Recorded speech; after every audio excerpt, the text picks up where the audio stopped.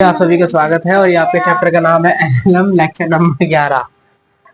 तो हमने कल कुछ होमवर्क क्वेश्चन दिए थे, उनका सबसे पहले डिस्कशन करेंगे।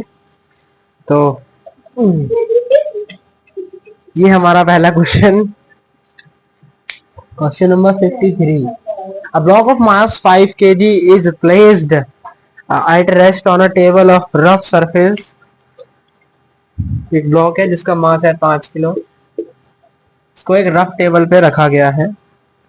उस पे हमने 30 न्यूटन का फोर्स अप्लाई किया है parallel to the surface of table, मतलब इस डायरेक्शन में। The block slides through a distance of 50 metre in an interval at time 10 second. 50 metre का ये दूरी तय करता है 10 सेकेंड के टाइम में।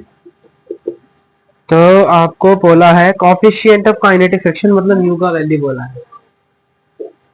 अगर 30 न्यूटन इधर लग रहा है, जाहिर सी बात है काइनेटिक फ्रिक्शन है, मतलब एक्सेलरेशन इस डायरेक्शन में होगा। ये नॉर्मल, नीचे mg, तो नॉर्मल बराबर 50, friction of kinetic is equal to mu mg and which is equals to k 30 minus mu mg बराबर ma के 5a।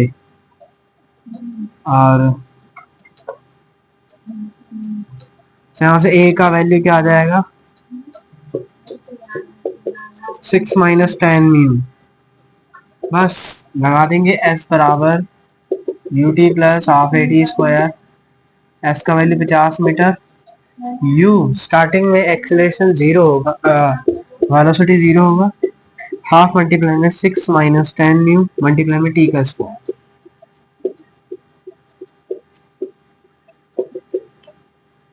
यहाँ से म्यू का वैल्यू आ गया 0.6।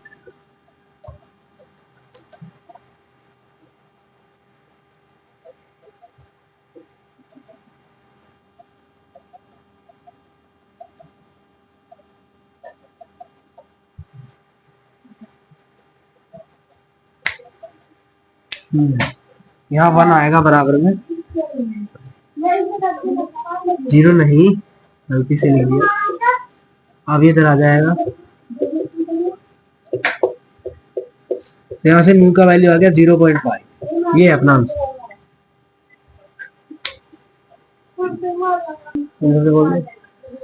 अपना अगला क्वेश्चन करते हैं। एक ब्लॉक है जिसका मास 10 किलो है, जो कि स्लाइडिंग कर रहा है with an initial velocity of 9.8 meter per second. The coefficient of friction between the surface and the block is 0.5. The distance covered by the block before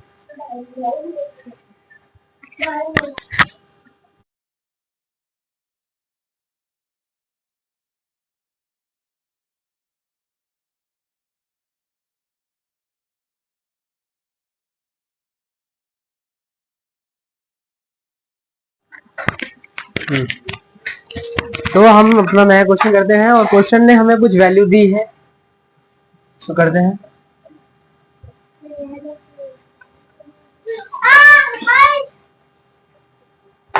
mu का वैल्यू है 0.5, जी आपको लेना 9.8 मीटर पर सेकेंड स्क्वायर। उसका initial velocity है 9.8 metre पर second. मास का block है 10 kg। The distance covered by the block before coming to rest, मतलब v का वैल्यू 0 हो गया तो s बोल रहा है, मतलब हम गति का तीसरा समीकरण लगा देंगे, v स्क्वायर बराबर u square plus 2as।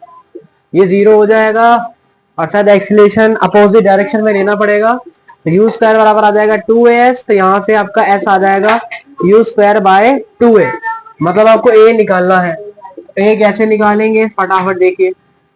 Acceleration पीछे की डायरेक्शन में नहीं लगेगा, क्योंकि हमको स्पीड डाउन करना है। वेलोसिटी आगे है, मतलब फ्रिक्शन ऑफ काइनेटिक पीछे लगेगा।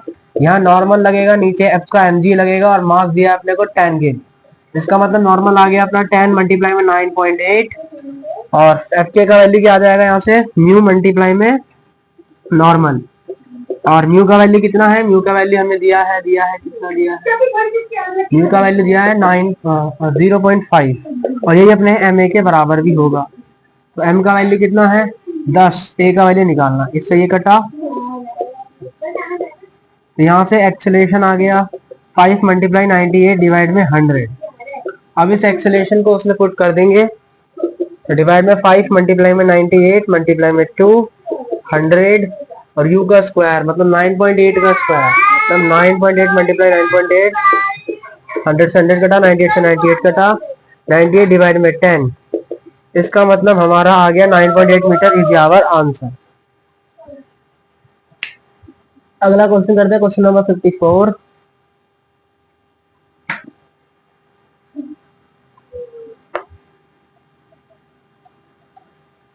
ये क्वेश्चन क्या कह रहा है? क्वेश्चन कह रहा है आपके पास कुछ ऐसा डायग्राम बना के दिया है, ये 40 केजी का मास है और ये पुली है, इसके नीचे एक ब्लॉक आपने लटका रखा है और उसका मास है 4 केजी। क्वेश्चन ने कहा है आपको, क्वेश्चन क्या कहता है, block of mass 40 KG slides over a surface then a mass of 4 kg is suspended through an inextensible massless spring passing over frictionless pulley। Friction नहीं है पुली के पास। As show below the friction किसके पास है? Surface के पास। यहाँ टेबल है। The kinetic friction between the surface and the block is 0.02 मतलब म्यू के का वैल्यू आपको दिया है, म्यू के का वैल्यू हमें कितना दिया है? 0.02। The net acceleration of the block is question mark. यही हमसे यहाँ पे पूछा गया है। सबसे पहले एफबीडी बनाएंगे तो 4 केजी और 40 केजी ये नीचे अगर आ रहा है एक्सीलरेशन इसका तो ये इस डायरेक्शन में मूव करेगा, नीचे इस पे 40 का मान ऊपर टेंशन, यही टेंशन यहाँ अप्लाई होगी। mg नॉर्मल का यहाँ पे कोई काम नहीं, लेकिन एक्सीलरेशन अगर इधर है तो पीछे की तरफ उस पे काइनेटिक फ्रिक्शन लग रहा होगा जिसको एफ के बोलेंगे। तो एफ के इज इक्वल टू क्या होगा? म्यू इंटू नॉर्मल, नॉर्मल आपका 40 400 और म्यू का क्या वैल्यू दिया है? 0.02 मतलब यहाँ सॉल्व करेंगे तो 8 न्यूटन आ जाएगा। तो पीछे फोर्स लग रहा है 8 न्यूटन का। अब आप यहाँ से क्या लिख सकते हैं? t minus 8 is equal to 40 है और यहाँ क्या लिख सकते हैं? 40 minus T is equal to 4 है। इससे ये कटा 40 में 8 32 40 और 4 44 है। इसका मतलब एक्सीलरेशन आपका आ गया 32/44। This is our answer. अरे ये अपना आंसर है। ऐसे और सॉल्व कर सकते हैं, 4 8 32 4 एकम 4। तो ये अपना एक्सीलरेशन का वैल्यू हो जाएगा यहाँ से। अब हम अगला क्वेश्चन करते हैं।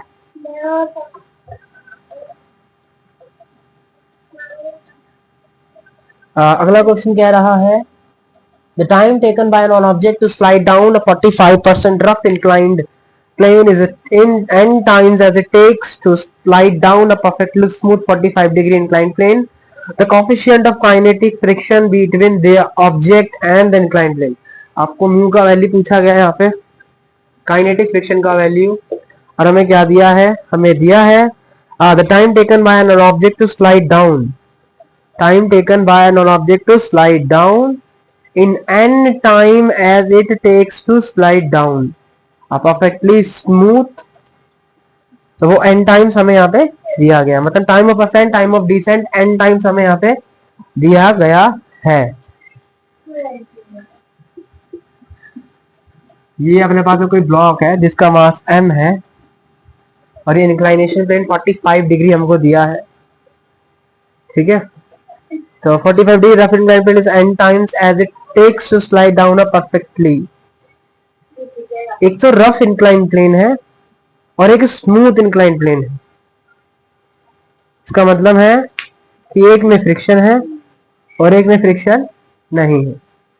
तो अगर जिसमें फ्रिक्शन होगा तो उसका एक्सीलरेशन कैसे आएगा? हमें स्लाइड डाउन करवाना है, मतलब वेलोसिटी इसी डायरेक्शन में होगा और उसके केस में एक्सीलरेशन आता है G sine theta plus mu cos theta. तो हमें याद हो गया ये। और अगर नॉर्मल केस है तो उसके केस में एक्सीलरेशन आएगा जी साइन थीटा। तो अब वहां से दोनों का एस सेम है। वैसे T1 और T2 अगर हमें निकालना है तो वो कैसे निकालेंगे? T1 अपॉन T2 का जो भी स्क्वायर है is equals to half g sine theta.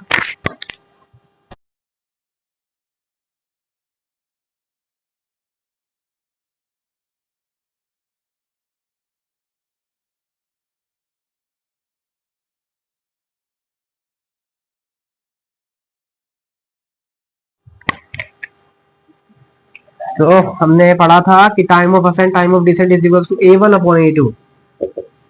हाँ A1 अपॉन A2। तो A1 किसी को भी मान सकते हैं, माना ये A1 हो गया, ये A2 हो गया, तो G sine theta plus mu cos theta ऊपर आएगा।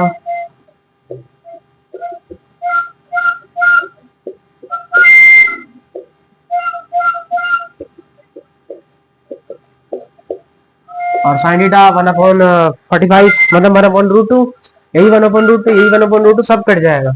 यहाँ से क्या बचेगा, T2 का स्क्वायर अपॉन T1 का square is equals to 1 plus mu ही बचने वाला है खाली। अब हमें क्वेश्चन में एक और चीज यहाँ पे बड़ी अच्छे तरीके से दी है।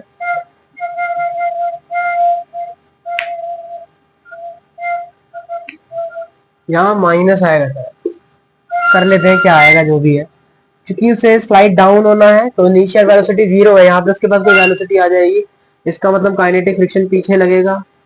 तो काइनेटिक फ्रिक्शन अगर पीछे लगेगा तो इसका मतलब ये बराबर आपका क्या आएगा, इधर लगेगा जी साइन थीटा। ओके, तो G sine theta minus mu cos theta होगा, तो माइनस का आएगा, तो याद रखना है हमें, म्यू कॉस थीटा यहाँ पर आएगा, यह माइनस आएगा, गड़बड़ हुआ सिर्फ माइनस, तो इसका मतलब यहाँ क्या आ गया 1 माइनस म्यू। अब बोला है कि rough incline plane is n time as it takes to slide down. Rough incline plane में जो टाइम लग रहा है वो उसके एन टाइम ऑफ जब स्मूथ था उसके बराबर है, एन टाइम्स है वो उसके। तो अपन ने इसको T1 स्क्वायर को रफ वाला माना है, तो इसका मतलब ये यहाँ पर हम NT2 स्क्वायर लिखेंगे, तो यहाँ से हो जाएगा अपना 1 minus mu equals to 1 upon n square. तो म्यू का वैल्यू यहाँ से आ जाएगा 1 माइनस 1 अपॉन एन स्क्वायर बराबर म्यू, का मतलब n square minus 1 upon n square बराबर म्यू। तो ये अपना म्यू का यहाँ से वैल्यू आ जाएगा,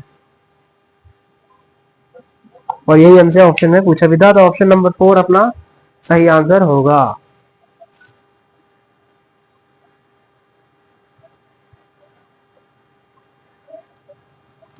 अपना अगला क्वेश्चन ये रहा, क्वेश्चन नंबर है 56 A body of mass m is launched up on a rough inclined plane making an angle of 30 degree. Okay, rough incline plane है और 30 डिग्री का एंगल बना रही है with the horizontal. The coefficient of friction between the body and plane is √x/5। The time of ascent is half of the time of descent. The value of x is. So very simple question अपना ये।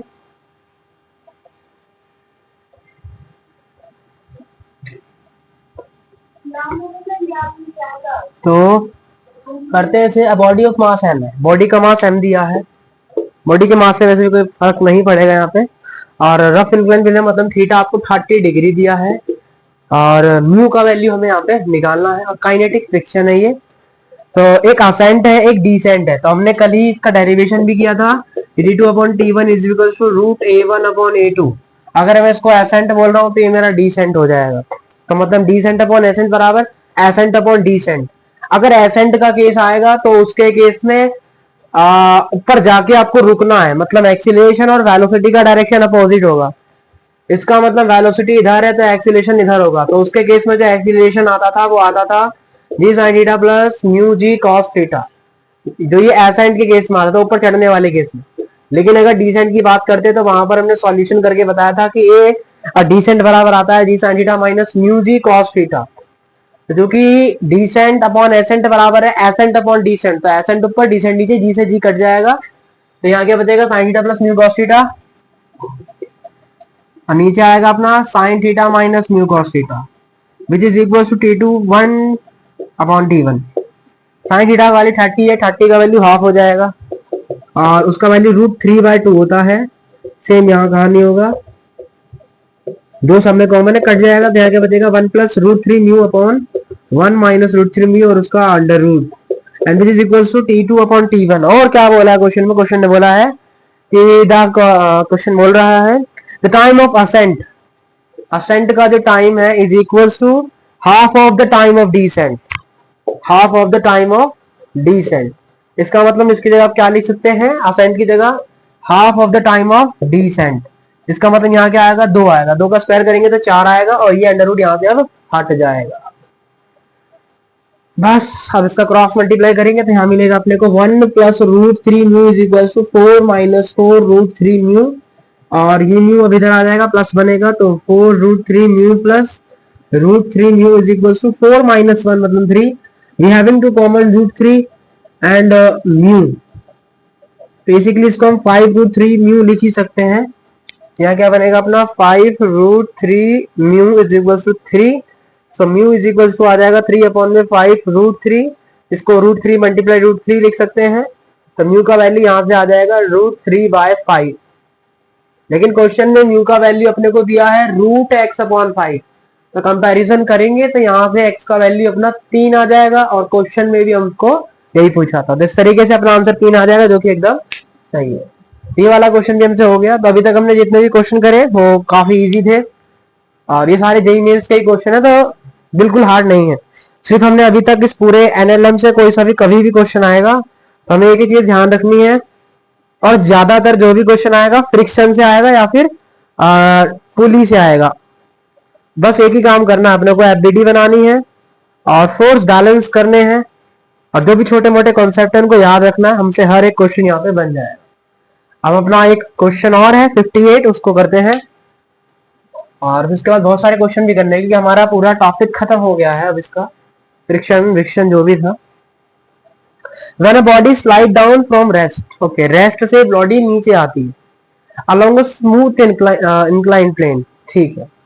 अब making an angle of 30 degree, 30 degree का वो angle बना रही है। It takes time T, ये T time लेती है।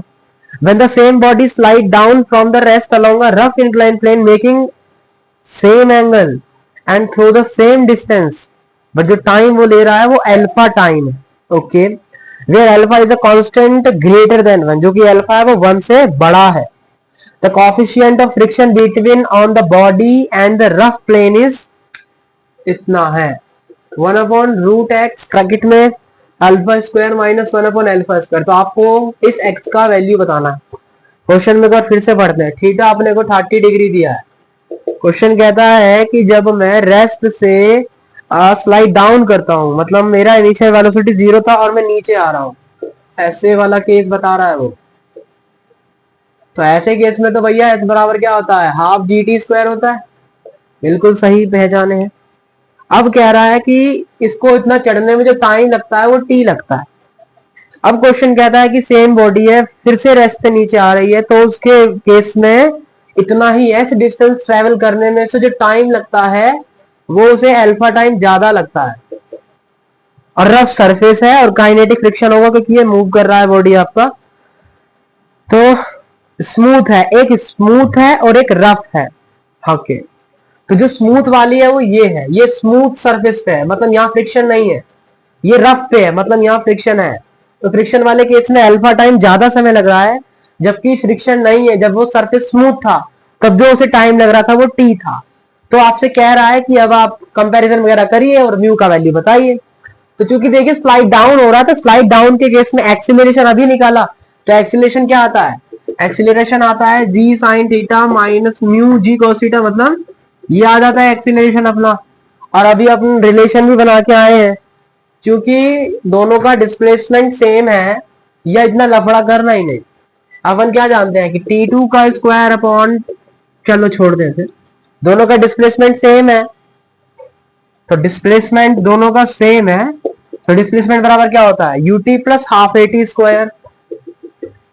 इनिशियल वेलोसिटी 0, तो दोनों केस में फॉर्मूला यही आएगा, हाफ AT स्क्वायर। यहाँ आ जाएगा हाफ, ए का मतलब जी। एक्सेलरेशन कितना था ऊपर वाले केस में, जी था, जी साइन थीटा था अगर रफ सरफेस नहीं है तो। और टाइम कितना लग रहा है T², एस हाफ, यहाँ पे जी कितना आया, ए कितना आया, G sine theta minus mu cos theta.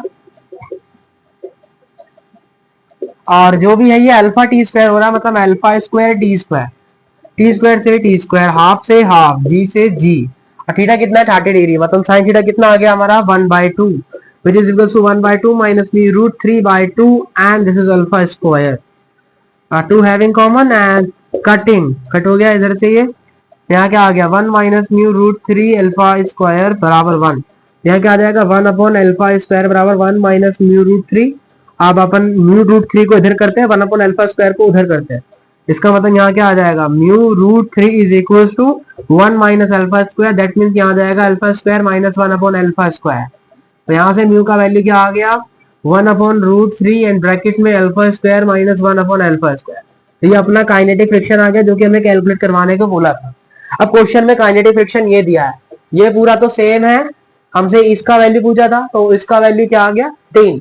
इसका मतलब आप आंसर क्या लिख के आएंगे, x बराबर 3। तो ये हमारे यहाँ से क्वेश्चन हो गया और काफी सिंपल क्वेश्चन था जो कि 2021 के जेईई मेंस में आया था। कुछ भी नहीं, क्या कुछ करना, एक ही फॉर्मूला लग रहा है और उसके सारे आंसर आ रहे हैं। तो ये तो नॉर्मल सारे क्वेश्चन हो गए। अब हमने कुछ स्टैटिक फ्रिक्शन के क्वेश्चन दिए थे, उनको यहाँ पे एक बार डिस्कस करते हैं। तो स्टैटिक फ्रिक्शन के क्वेश्चन को डिस्कस करने से पहले हमने कुछ जो भी बातें पढ़ी थी उनको एक बार जरा दोहरा लेते हैं। तो स्टैटिक फ्रिक्शन क्या होता है? स्टैटिक फ्रिक्शन वो फ्रिक्शन होता है जिसके केस में आपका बॉडी चलती नहीं है, बॉडी मूव नहीं करती है, और वो मैक्सिमम जितना फ्रिक्शन लगाएगा, अगर आपने उससे ज्यादा फ्रिक्शन लगा दिया तो इसका मतलब है कि आप बॉडी रेस्ट में नहीं है, बॉडी चल जाएगी। अगर बॉडी चल गई है तो इसका मतलब अब जो भी फ्रिक्शन आएगा वो काइनेटिक फ्रिक्शन होगा। ये हमने कल जाना था। और हमने एक स्टैटिक फ्रिक्शन के लिमिटिंग केस के बारे में बात करी थी कि वही लिमिटिंग केस थी, अगर आपने उससे ज्यादा हल्का सा ही फोर्स दिया तो वो बॉडी मूव कर जाएगा। तो वो लिमिटिंग केस क्या था कि Fs is equal to static friction maximum, और मैक्सिमम कितना होता है, म्यू इनटू नॉर्मल होता है। बाकी वैसे जनरली आता कितना है, वो जितना फोर्स लगाओगे उतना ही आपका स्टैटिक फ्रिक्शन मिलेगा, अगर आप उसके लिमिटिंग केस की बात नहीं कर रहे हैं तो। चलिए, तो हमने कल और उससे पहले भी इतना जान लिया था। अब हम कुछ क्वेश्चन यहाँ पे डिस्कस करते हैं। ये हमारा क्वेश्चन नंबर 59 है इस चैप्टर का।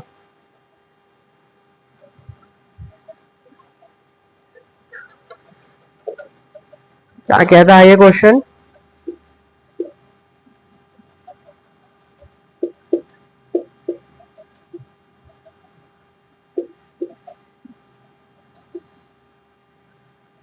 ओके, क्वेश्चन कह रहा है सिस्टम को आपने रिलीज करा है रेस्ट से, रेस्ट से हमने छोड़ा है। Friction between a 5 kg block and table, mu S और म्यू के आपको दिया है कितना, इस टेबल के बीच म्यू एस बराबर दिया है 0.6 और म्यू के बराबर दिया है 0.4। Find maximum value of M, mass का कितना वैल्यू होगा for which 5 kg block will not slide, ये नीचे ना आए। इसका मतलब फ्रिक्शन कौन सा लगना चाहिए, अगर इसको नीचे नहीं आना है तो इसका मतलब फ्रिक्शन आपका लगना चाहिए स्टैटिक फ्रिक्शन। तो स्टैटिक फ्रिक्शन मैक्सिमम कितना लग सकता है, जनरली नॉर्मल निकालेंगे तो नॉर्मल यहाँ से 50 आ जाएगा। तो स्टैटिक फ्रिक्शन कितना होता है, म्यू टू नॉर्मल, तो 0.6 मल्टीप्लाई नॉर्मल 50, तो मतलब जो भी स्टैटिक फ्रिक्शन मैक्सिमम 30 है। अगर आपने इसका 30 न्यूटन से ज्यादा अगर प्रोवाइड कर दिया तो इसका मतलब आपका ये ब्लॉक है, ये मूव कर जाएगा। तो जरा समझ लेते हैं मास कितना आना चाहिए। इसके नीचे mg लगेगा, इधर टेंशन टी, इधर टेंशन टी, और इधर क्या लग रहा है टी 30। तो यहाँ से इक्वेशन बनाएंगे तो यहाँ से इक्वेशन क्या आएगी, दोनों का एक्सीलरेशन क्या है, सेम है। तो क्या लिखेंगे, T minus 30 is equals to 5a। चूंकि आपको चलाना नहीं है, एक्सीलरेशन 0 रखना है, तो इसके केस में टी बराबर क्या आ जाएगा, 30 आ जाएगा। और यहाँ केस में क्या आ जाएगा, टी बराबर mg। टी का वैल्यू कितना आया, 30। इसका मतलब आपको बॉडी का मास कितना रखना चाहिए, 3 किलो।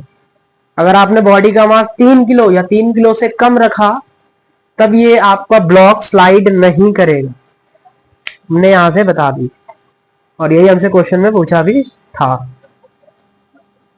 अब है अगला क्वेश्चन, क्वेश्चन नंबर 16। अब कह रहा है कि भैया अब ये स्लाइड, अब आपसे बोला है, यही पूरा केस है, पूरा सेटअप यही है।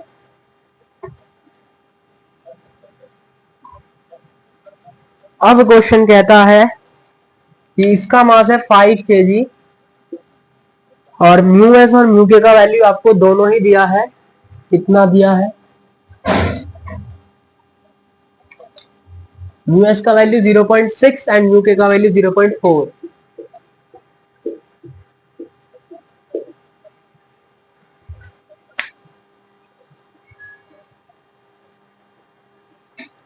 तो अपन ये वाला क्वेश्चन कर रहे थे, क्वेश्चन ये है।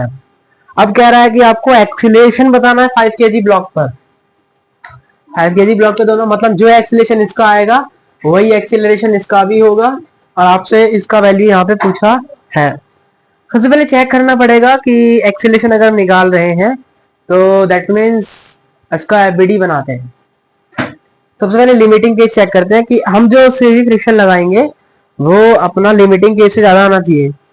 अगर उससे ज्यादा आएगा तभी हमारा बॉडी मूव करेगा आगे की तरफ। और नीचे की तरफ इस पे mg लगेगा 50 का,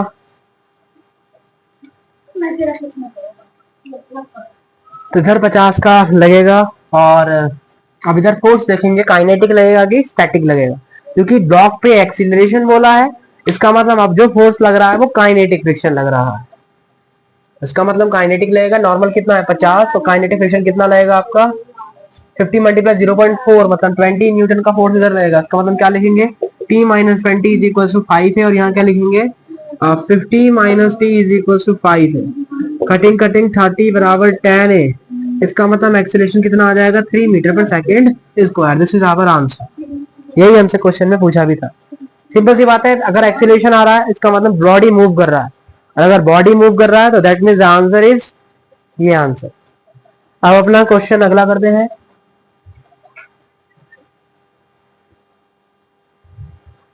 क्वेश्चन है 61।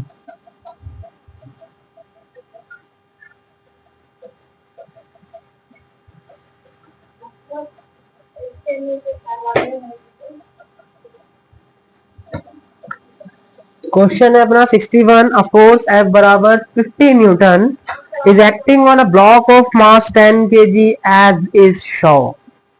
Friction between block and plank mu s is 0.4 and mu k is 0.3. Find time when block is about to move. जब ब्लॉक मूव करने को आएगा लिमिटिंग केस तब टाइम पूछा है। दूसरा, acceleration of block at time t बराबर 12 second. जब 12 सेकेंड होगा तो एक्सीलरेशन आपसे ब्लॉक का एक्सीलरेशन पूछा है। तीसरा, velocity of block at time t बराबर 12 सेकेंड।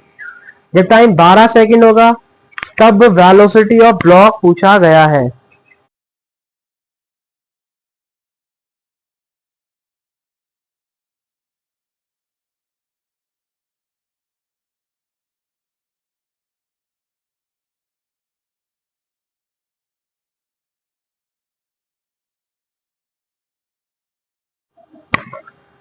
तो ये अपना क्वेश्चन है, इससे फोर्स F इधर लग रहा। क्वेश्चन ने हमको F बराबर 5t दिया है, मतलब ये वेरिएबल है। कितना लग रहा है 5t लग रहा है। आपसे क्वेश्चन कह रहा है म्यू एस का वैल्यू 0.4, म्यू के का वैल्यू 0.3। टाइम बोला है जब आपका ब्लॉक मूव करेगा, हल्का सा मूव करेगा, मतलब आपने जो भी फोर्स लगाया है वो म्यू एस के बराबर या उससे थोड़ा सा ज्यादा लगाया, मतलब उसे बराबर ही ट्रीट करेंगे। इसका मतलब आपको ये वाली इक्वेशन खेलनी है कि म्यू एस बराबर एन इंटू एम जी, ये वाला हमें खेलना है। फ्रिक्शन स्टैटिक फ्रिक्शन मैक्सिमम लगाना है। याद रखिए कभी भी अबाउट टू मूव बोलेगा हमको हमेशा स्टैटिक फ्रिक्शन का मैक्सिमम वैल्यू ही यूज करना है।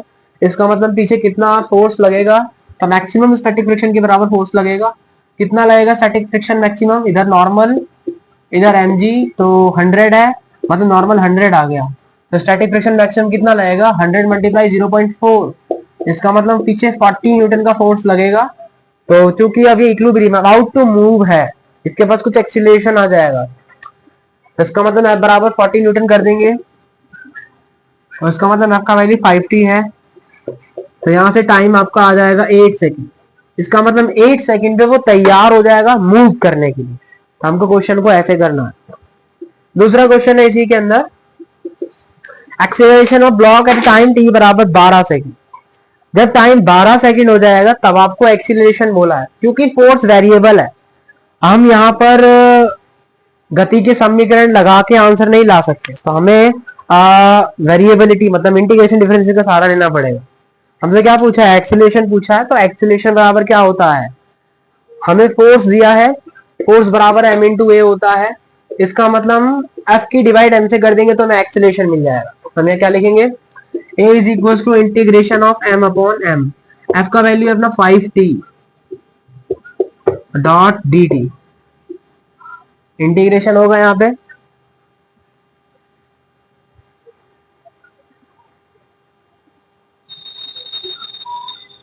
Acceleration of block at time T बराबर 12 सेकेंड। ये हमें करने का जरूरत ही नहीं है शायद, 12 सेकंड पर हमें एक्सीलरेशन का वो पूछा है, इसका इंटीग्रेशन करेंगे तो एक्सीलरेशन ये आ जाएगा which is equal to 5t by M dot D T. Initial 8 second से वो चलना चालू करेगा और 12 सेकंड पे वो जाएगा। हाँ, एक्सीलरेशन में ब्लॉक है, टाइम टी बराबर 12 सेकंड पर हमसे एक्सीलरेशन पूछा है, ये सब करने का जरूरत ही नहीं है। फोर्स कितना है 5t, टी बराबर 12 सेकंड पे कितना फोर्स लगेगा 60 न्यूटन, मतलब इतना कितना फोर्स रहेगा 60 न्यूटन। अब पीछे जो फ्रिक्शन आएगा वो काइनेटिक आएगा, तो पीछे काइनेटिक फ्रिक्शन कितना लगेगा 30 न्यूटन। तो एक्सीलरेशन कितना आ गया 60 माइनस 30 अपॉन में मास, यहाँ से एक्सीलरेशन अपना आ गया 3 मीटर पर सेकंड स्क्वायर। तो बस इसका मतलब जब टाइम 12 सेकंड होगा तब जो एक्सीलरेशन आएगा वो हमारा 3 मीटर पर सेकंड स्क्वायर आएगा।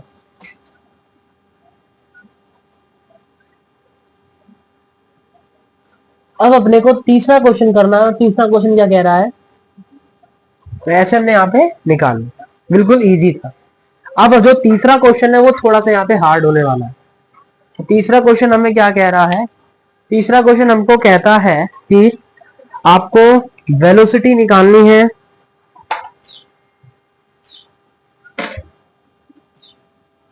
हमको वेलोसिटी निकालनी है ब्लॉक की जब टाइम 12 सेकंड होगा।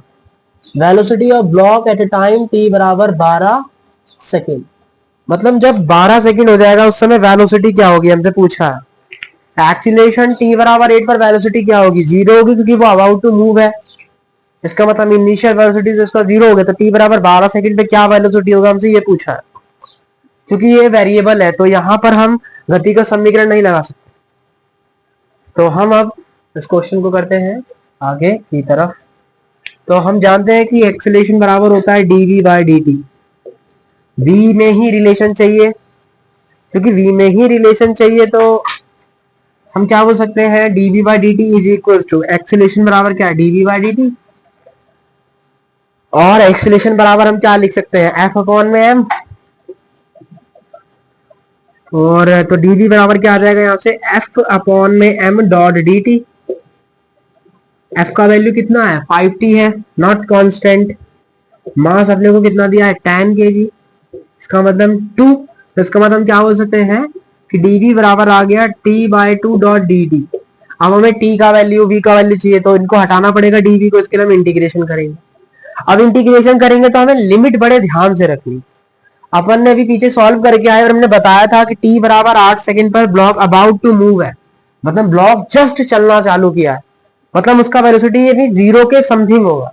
इसका मतलब t बराबर 8 सेकंड पर इसका वेलोसिटी क्या होगा 0 होगा, इसलिए हमने t बराबर 8 पर इसका वेलोसिटी 0 रखा। अब उसने आपको टाइम दिया है 12 सेकंड पर वेलोसिटी क्या होगा, यहाँ 12 लिखेंगे और यहाँ वेलोसिटी नहीं पता इसलिए v। अब इंटीग्रेशन ऑफ dv क्या आएगा v आएगा, इसका लिमिट क्या चढ़ेगा ये t हाफ कांस्टेंट है बाहर आ जाएगा। t का इंटीग्रेशन करेंगे तो टी स्क्वायर बाई 2 आता है, फिर से 2 बाहर आ जाएगा जो कि 4 बना ले, और यहाँ पर में चढ़ा देंगे लिमिट 12 से 8 के करीब। तो यहाँ v माइनस 0 होगा तो v आ जाएगा, 4 यहाँ भेजा तो 4v बराबर में टी स्क्वायर। एक बार 12 रखेंगे, 12 का स्क्वायर 144, बीच में माइनस, एक बार 8, 8 का स्क्वायर 64, 144 में से 64 गए तो यहाँ पर अपना आंसर आएगा 80 और डिवाइड में 4। तो यहाँ पे वेलोसिटी अपनी आ जाएगी 20 मीटर पर सेकेंड। इसका मतलब t बराबर 12 सेकंड पर जो वेलोसिटी होगी वो हमारी 20 मीटर पर सेकंड होगी। 20 क्वेश्चन में तो 8 है।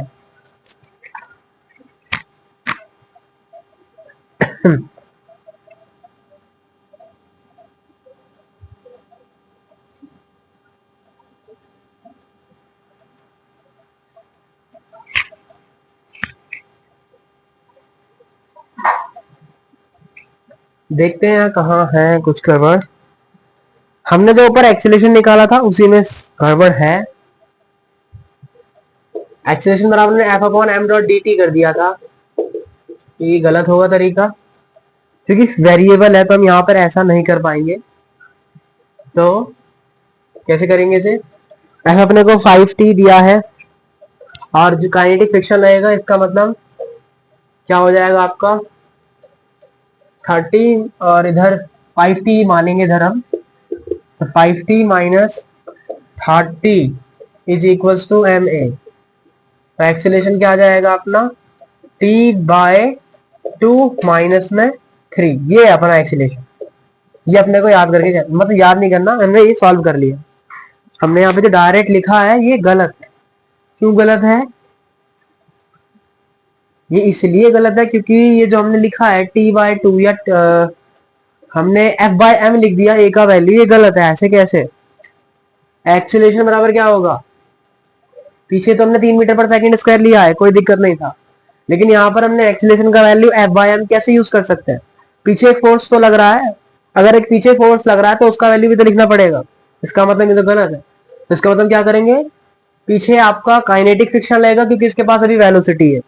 काइनेटिक फ्रिक्शन कितना लगेगा, नॉर्मल इंटू एम जी, ये म्यू के, तो पीछे लगेगा 30 न्यूटन। और आगे फोर्स कितना लग रहा है, 5t। इसका मतलब एक्सेलरेशन कितना आएगा, 5t माइनस 30 बराबर एम ए। ऐसी तो कर देते, ये तो गलत हो गया, ऐसे नहीं लिख पाएंगे।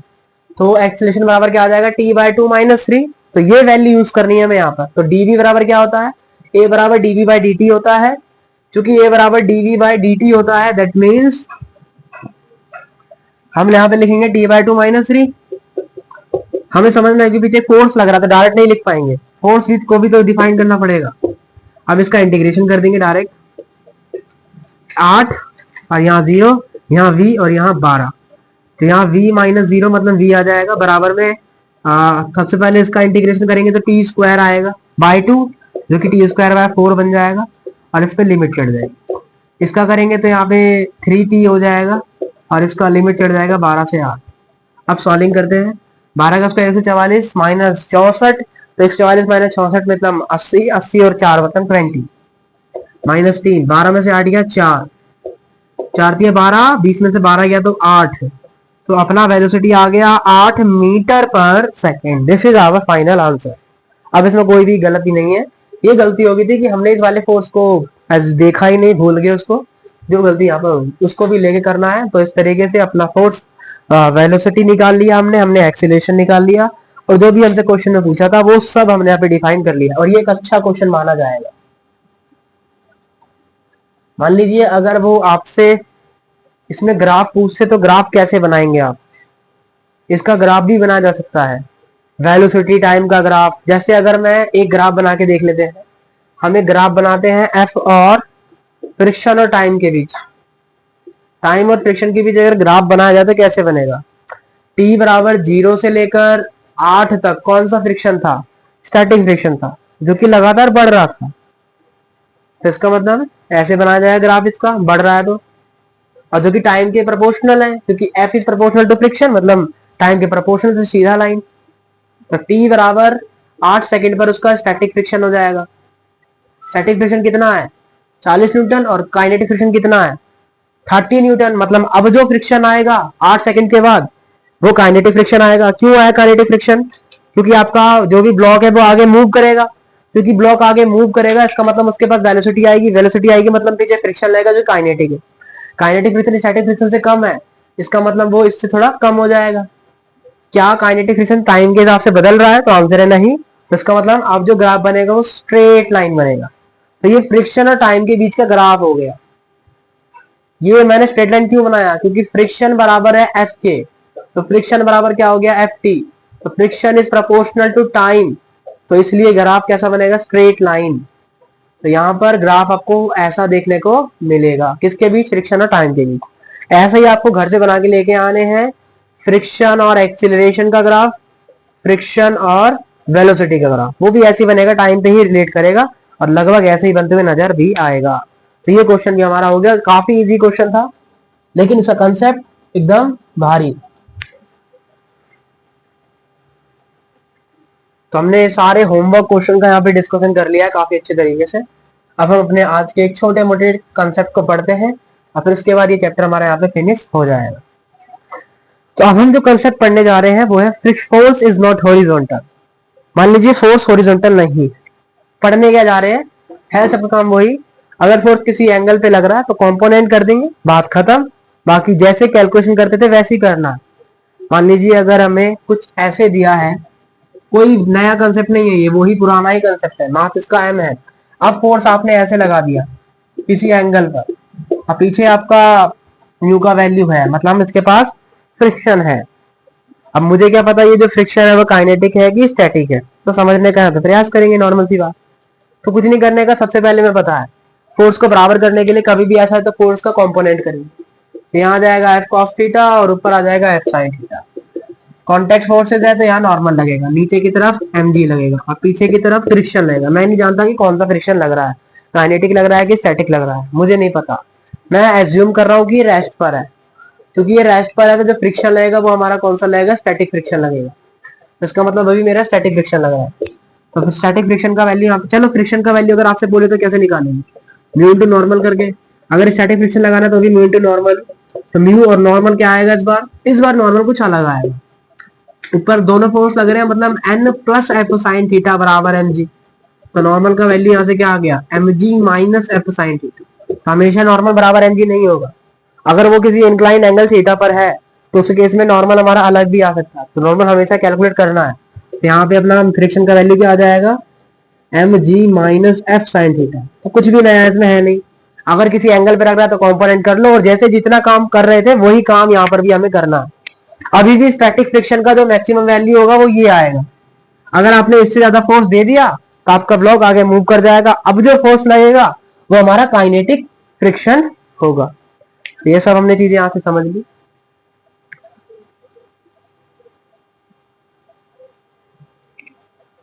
और अगर आपसे बोलता है कि वो लिमिटिंग केस क्या होगा जिसमें ये अबाउट टू मूव कर जाएगा, तो अब हम क्या कर देंगे, इस एफ कॉस थीटा को इस फ्रिक्शन के बराबर कर देंगे, तो हमको वो लिमिटिंग केस का वैल्यू मिल जाएगा और हमें वो एक्सेलेरेशन मिल जाएगा। मतलब एफ कॉस थीटा बराबर हो जाएगा किसके, इसके बराबर हो जाएगा। तो वही सारी कैलकुलेशन जो हमने पहले करी सेम है, कुछ इसमें नया नहीं है। और अगर ब्लॉक मूव करेगा तो जो भी काइनेटिक फ्रिक्शन आएगा अब एफ के लगेगा, बात खत्म। अब एफ के लगा देंगे तो एक्सीलरेशन आ जाएगा। तब क्या बन जाएगा, F cos theta minus F के बट्टे में M is equal to acceleration. ये सारी कंडीशन हमने पढ़ चुके हैं, इसमें कुछ नया नहीं है। और अगर ये फोर्स नीचे लग रहा होगा तो कुछ और तरीके से कंपोनेंट हो जाएगा। तो कुछ भी नया इसमें नहीं है कि अगर भैया किसी एंगल पर वो लग रहा है तो कंपोनेंट करेंगे, और जैसे काम कर रहे थे वैसे ही अभी भी हम करेंगे। अब हम अपने क्वेश्चन करते हैं और वहां से ज्यादा समझ आया। क्वेश्चन नंबर है ये 62।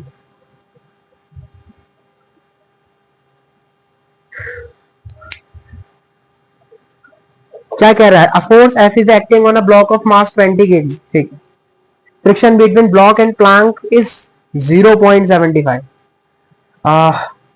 मतलब म्यू का वैल्यू दिया है। अब ये स्टैटिक है कि काइनेटिक है हमें नहीं दिया, तो इसका मतलब ये काइनेटिक भी है और ये स्टैटिक भी है, दोनों ही मान के हम इसको चलेंगे।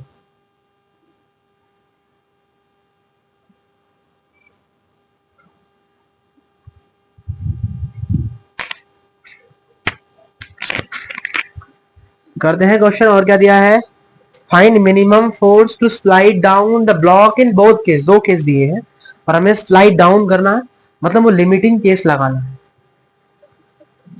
पहला ब्लॉक तो ये वाला जो कि नॉर्मल है, अभी करके बैठे हैं 20 kg और इधर फोर्स लग रहा है, कुछ नहीं करने का। लिमिटिंग केस है, मतलब static friction is equal to F, मतलब एफ बराबर क्या हो जाएगा, स्टैटिक फ्रिक्शन के। Static friction mu into normal, नीचे mg ऊपर नॉर्मल, तो नॉर्मल बराबर क्या आ गया mg। mg कितना है 200, इसका मतलब म्यू कितना है 0.75 मल्टीप्लाई में 200, तो स्टैटिक फ्रिक्शन कितना आ गया अपना 150। तो यहाँ पे स्टैटिक फ्रिक्शन 150 न्यूटन आ गया, इसका मतलब फोर्स बराबर कितना आ जाएगा 150। तो 150 न्यूटन पर वो अबाउट टू मूव हो जाएगा, इसका मतलब आपको कितना फोर्स लगाना पड़ेगा 150 न्यूटन का, इससे वो चलने लग जाएगा। अब दूसरा केस क्या है,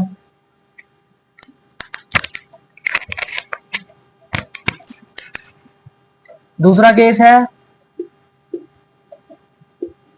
अब आपने किसी एंगल पे लगा दिया तो बस काम तो वही है। और एंगल कितना 37, बस करेंगे क्या, कंपोनेंट इधर आ जाएगा एफ कॉस 37। 37 का वैल्यू कितना होता है 4/5, इधर कितना हो जाएगा एफ साइन 35 मतलब 4/5। ऊपर लगेगा नॉर्मल, नीचे लगेगा mg, mg कितना लगेगा 200 न्यूटन, तो नॉर्मल बराबर क्या आ जाएगा 200 माइनस 4f/5। पीछे लगेगा अपना कौन सा स्टैटिक फ्रिक्शन, क्योंकि हमें बताना है कि एफ कॉस 37 कितना लगाऊं, मतलब लिमिटिंग केस, मतलब एफ एस बराबर क्या हो जाएगा एफ कॉस 37।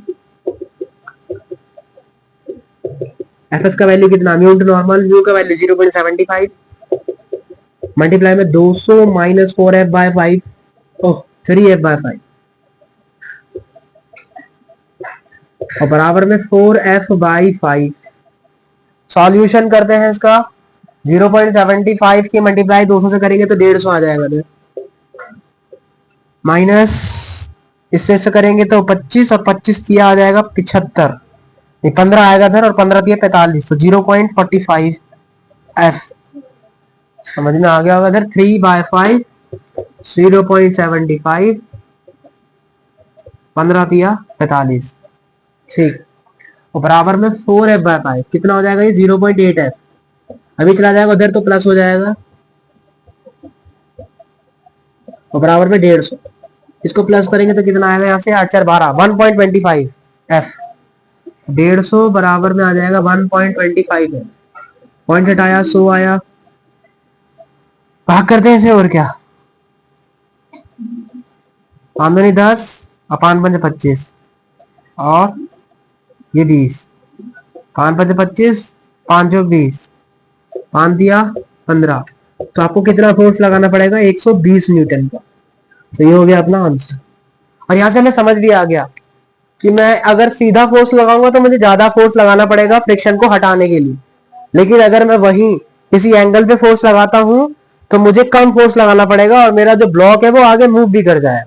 तो यहां से हमें ये भी समझ में आ गया। तो इस तरीके से ये हमारा क्वेश्चन हो गया, question number 62 that's having to done.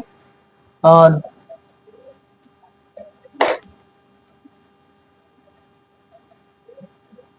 ये क्वेश्चन हमने यहाँ पे कर लिया। चलिए अब हम आगे का केस कंटिन्यू करते हैं। और अब हम लोग केस ही है, बाकी कंसेप्ट एक ही कंसेप्ट, एफबीडी बनाइए, लिमिटिंग केस लगाइए और अपना आंसर ले जाइए, और कुछ भी नया इसमें नहीं है। तो वही केस का नाम पे कुछ भी नहीं है।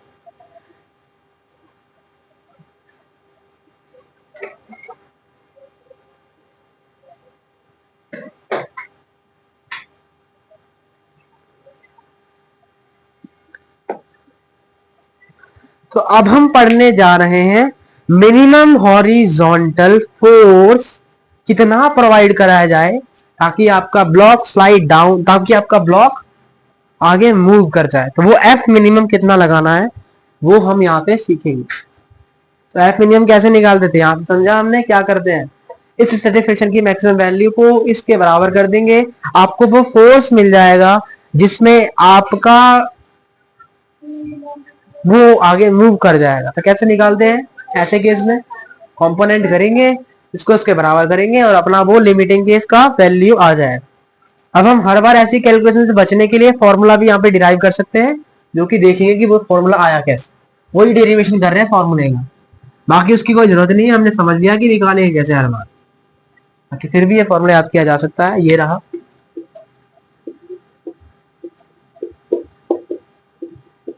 इधर एफ कॉस थीटा हो जाएगा, इधर नॉर्मल, तो इधर एफ साइन थीटा, नीचे की तरफ एम जी और पीछे की तरफ फ्रिक्शन।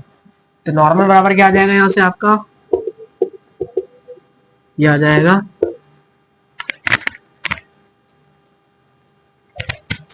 जस्ट स्लाइड करना, मतलब फ्रिक्शन बराबर हो जाएगा एफ कॉस थीटा के। फ्रिक्शन कितना है, म्यू इंटू नॉर्मल बराबर एफ कॉस थीटा। अब कॉस थीटा से भाग दे देते हैं या मल्टीप्लाई कर लेते हैं,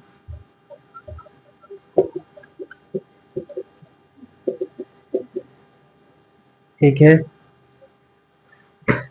अब इसको उधर भेज देते हैं,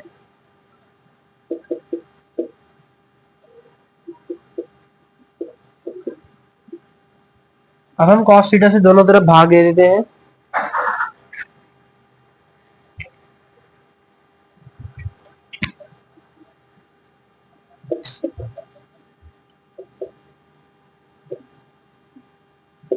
ये बन जाएगा एफ और ये बन जाएगा म्यू एफ टेन थीटा, और ये हो जाएगा म्यू एम जी अपॉन में कॉस थीटा।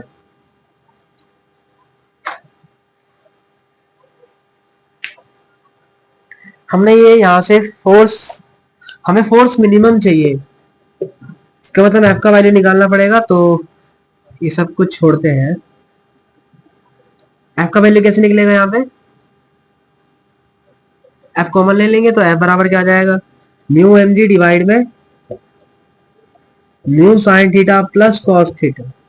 अब हम सभी जानते हैं कि अगर मुझे एफ मिनिमम चाहिए तो इसका मतलब ये वाली वैल्यू को बड़ी होनी पड़ेगी, मतलब मैक्सिमम होनी पड़ेगी, और इसकी वैल्यू को घटना पड़ेगा। तो ये बड़ा होगा तभी ये घट के आएगा, छोटा आएगा। इसका मतलब mu sign theta plus mu cos theta का जो वैल्यू है वो का ये जो वैल्यू है ये मैक्सिमम आना चाहिए। तो एफ मिनिमम निकालने के लिए इसको मैक्सिमम होना पड़ेगा। तो मैक्सिमम करने के लिए हम क्या करते हैं, यहाँ पे इसका डिफरेंशिएशन करेंगे। डिफरेंशिएशन करेंगे, फिर डिफरेंशिएशन करने के बाद इसकी वैल्यू को 0 के बराबर करेंगे, वहां से थीटा का वैल्यू आएगा, उस थीटा के वैल्यू को इस इक्वेशन में पुट करेंगे, तब जाके हमें एफ मिनिमम का वैल्यू पता लगेगा। और इतना सब करने के बाद एफ मिनिमम का वैल्यू आता है म्यू एम जी अपॉन में रूट में 1 प्लस म्यू स्क्वायर। बाकी हम जानते भी हैं, क्या जानते हैं मैथ में, कि ए साइन थीटा प्लस ये बी कॉस थीटा का अगर आपको मैक्सिमम और मिनिमम वैल्यू चाहिए तो क्या करा जाता है, इसका स्क्वायर करते हैं और जोड़ देते हैं और अंडर रूट ले लेते हैं। इसका स्क्वायर करते हैं और इसका स्क्वायर करते हैं, जोड़ते हैं और अंडर रूट लेते हैं। अगर मिनिमम चाहिए होता है तो यहाँ माइनस और मैक्सिमम चाहिए होता है यहाँ पे प्लस, ये याद है। तो वो चीज अगर मैं यहाँ लगा दूं तो मैक्सिमम वैल्यू क्या आएगी इसकी, म्यू स्क्वायर प्लस 1 और उसका अंडर रूट। तो इसका मतलब मैक्सिमम वैल्यू क्या आ गई, रूट म्यू स्क्वायर प्लस 1। तो इसका मतलब मिनिमम क्या आ जाएगा, म्यू एम जी अपॉन में रूट 1 प्लस म्यू स्क्वायर। इस तरीके से ये अपना फॉर्मूला बन गया कि एफ मिनिमम कितना देना पड़ेगा आपको, म्यू एम जी अपॉन में रूट 1 प्लस म्यू स्क्वायर। और ये म्यू का वैल्यू क्या आता है, टेन थीटा। ये म्यू किसके बराबर है, टेन थीटा के बराबर आता है। तो ये हमने डेरिवेशन देख लिया कि अगर आप किसी एंगल पे दे रहे हैं तो वो मिनिमम फोर्स आपको वो कितना देना पड़ेगा, तो कितना देना पड़ेगा, म्यू एम जी अपॉन में रूट में 1 प्लस म्यू स्क्वायर। इस तरीके से हमने ये समझ लिया कि मिनिमम फोर्स आपको कितना अप्लाई करना पड़ेगा। एक क्वेश्चन होमवर्क में दे रहे हैं, क्वेश्चन नंबर 63, जो कि इस फॉर्मूले से हो जाएगा। अगर ये किसी को फॉर्मूला याद नहीं है कोई दिक्कत नहीं, हमको कंपोनेंट करके समझना आता है, वहां से हम इसको कर सकते हैं। अब हम यही केस पढ़ेंगे इंक्लाइन प्लेन के लिए। ये तो नॉर्मल था, अब हम इंक्लाइन पे जा रहे हैं। तो इंक्लाइन पे भी कुछ और नहीं होगा, इंक्लाइन पे भी क्या करेंगे, कंपोनेंट करेंगे, फोर्सेस को इक्वल करेंगे और वहां से अपना वैल्यू आ जाएगा। करते हैं उस केस को।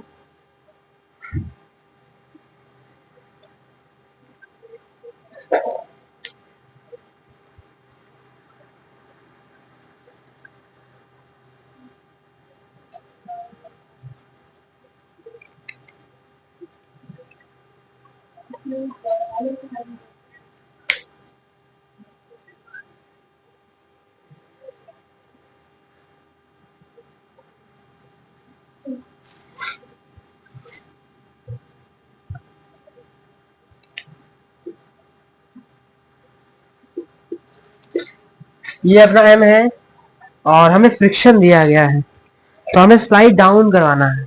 तो स्लाइड डाउन करवाने के लिए आपको कितना फोर्स मिनिमम चाहिए होगा, वो क्वेश्चन में पूछा है। तो उसे नीचे आना है, स्लाइड डाउन करना है। मैं स्लाइड डाउन का केस कर रहा हूं, स्लाइड अप होता तो कुछ और होता। मिनिमम करना है मतलब स्लाइड डाउन करना है, और चूंकि स्लाइड डाउन करना है तो फ्रिक्शन लगना चाहिए पीछे।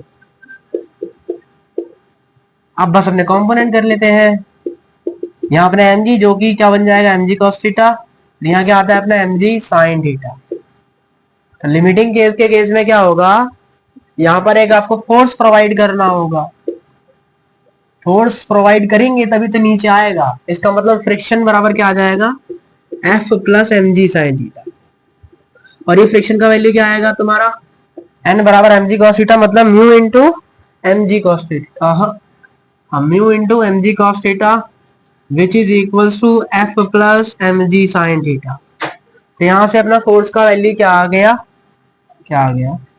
Mu M G cos theta minus M G sine theta.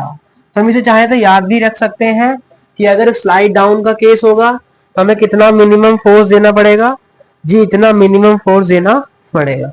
अगर हम इतना मिनिमम फोर्स देंगे तो अपना यहां से आंसर आ जाएगा।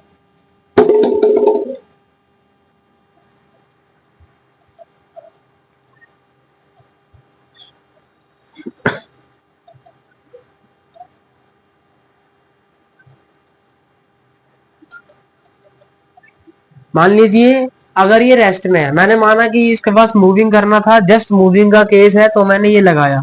अगर ये रेस्ट में है, अगर ये रेस्ट में है तो इसका मतलब कोई भी फोर्स इस पे एक्स्ट्रा नहीं लगेगा। इसका मतलब नॉर्मल बराबर आ जाएगा mg cos थीटा के, और mg sin थीटा बराबर आ जाएगा फ्रिक्शन के। इसका मतलब यहां से फ्रिक्शन, और अगर फ्रिक्शन का वैल्यू इज ग्रेटर देन वो mg sin थीटा के, तब तो वो मूव नहीं करेगा, तब तो वो हमारा मूव नहीं करेगा। और फ्रिक्शन का मैक्सिमम वैल्यू कितना आएगा, म्यू mg cos थीटा। इसका मतलब क्या कह सकते हैं कि mu is greater than of tan theta. तो इसका मतलब क्या हुआ कि अगर tan थीटा का वैल्यू म्यू से कम है तो हमारा ब्लॉक किसमें आएगा, रेस्ट में आएगा। लेकिन अगर tan थीटा का वैल्यू म्यू से ज्यादा है, तब हमारा जो ब्लॉक है वो क्या करेगा, मूव करेगा। तब हमारा ब्लॉक मूव करना शुरू कर देगा। तो ये कंडीशन हम यहां से सीख सकते हैं और समझ सकते हैं इसको।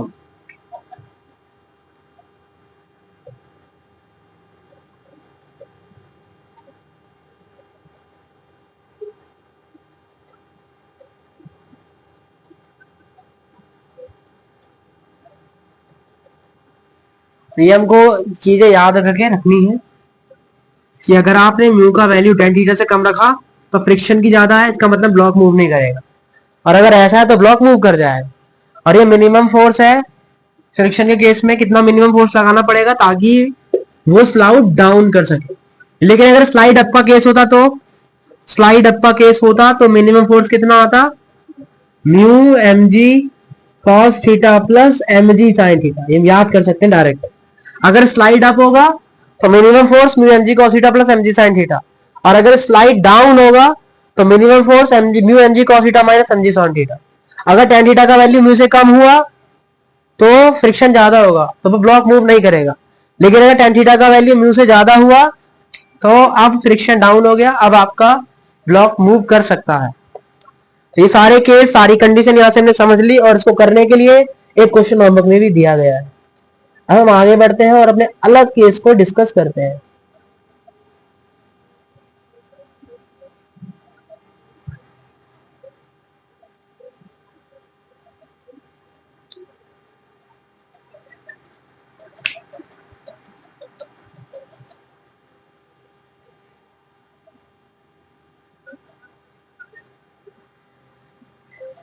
अब है हमारा ये वाला केस। मान लीजिए अब आपके पास एक दीवार है और उस पर ब्लॉक ऐसे रखा है। अगर मैं इधर फोर्स नहीं लगाऊंगा तो वो नीचे गिर जाएगा। अगर मैं इधर इसे पकड़ के नहीं रखूंगा, जैसे यही है, अगर मैंने इस पे ऐसे फोर्स लगाया है तो ये यहाँ पे टिका रहेगा, लेकिन अगर मैं हटा दूं तो ये नीचे गिर जाएगा। तो ये हमारा यहाँ पे नीचे गिर जाएगा। मेरे फोर्स लगाने पे ये रुका हुआ है, इसका मतलब ये भी रेस्ट में है। तो मैंने ऐसी वाली कंडीशन करी है।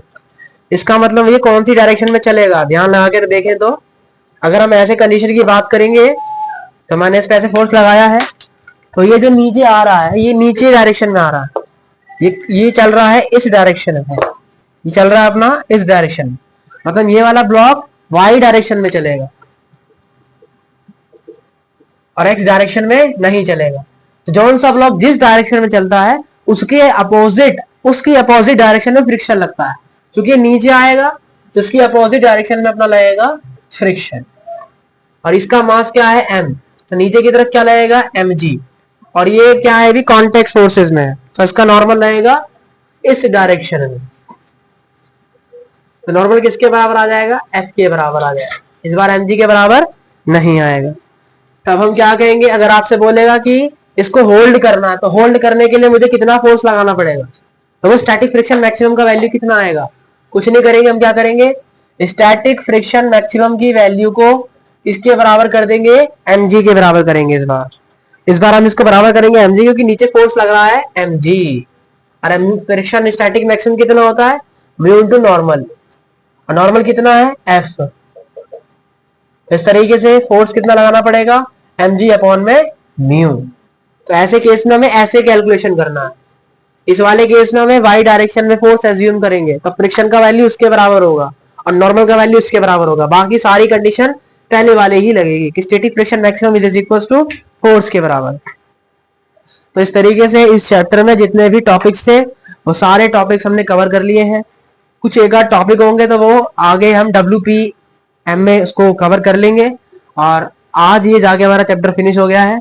इसके कुछ होमवर्क क्वेश्चन में दिए गए हैं तो 4-5 उनका हम आगे डिस्कशन करेंगे। और अब जाके ये हमारा चैप्टर फिनिश हो गया। तो ये हमारा चैप्टर NLM 11 लेक्चरों में फिनिश हो चुका है। अब हमें जाके इनका रिवीजन करना है और जो भी हमारी JEE मेंस की जो भी DPP है, जो भी क्वेश्चन प्रैक्टिस है, वो सब हमें जाके कर लेनी है। तब तक के लिए धन्यवाद।